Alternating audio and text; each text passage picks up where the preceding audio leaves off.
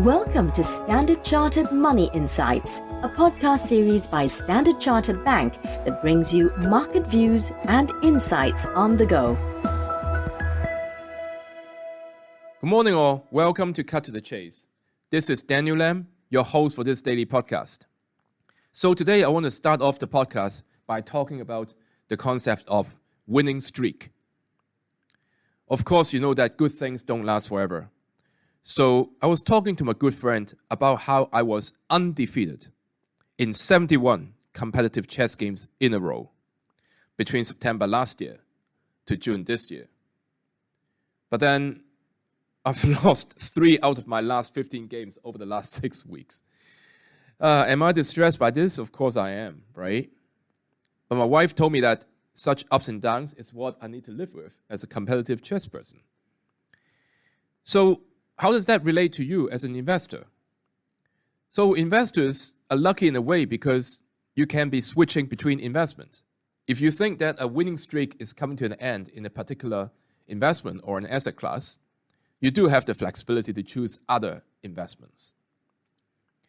So, for example, if you're looking at US equities, S&P 500 has rallied by more than 10% from the lows 2 months ago, but it is running into key resistance at 4,200. Key supporting factor for S&P 500 would be the earnings season for the second quarter. That has been reasonable, but is coming to an end. And we are starting to see some of the growth names getting severely sold off as the earnings disappoint. Also, the other point to look is that the strong US growth data that we noted on this Monday, i.e. the non-farm payroll, is leading to more debate about the tug of war between inflation and growth. So the probability of a 75 bips rate hike in September from the Fed is now close to 70%. So really, in terms of the macro, is becoming a bit unclear in terms of the Fed front again. So this tug of war, we believe, is likely to lead to some volatility going forward in US equities. And we believe that basically you should be looking at switching some of these winning streak in US equities into the fixed income market. So if you look at US 10-year yield, it's risen above key support at 2.68. And we think it's probably going to retest the 3% or even the 3.25% level. It will give you excellent opportunity to add to multi-asset income and bonds with yield level near the 10-year high.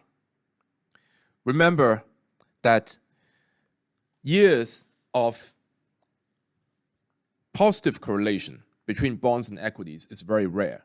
So, for example, since 1872, there were only 4 years where bonds and equities were both down, including this year. So we believe that switching from the winning streak in US equities into global bonds is a very, very sensible idea.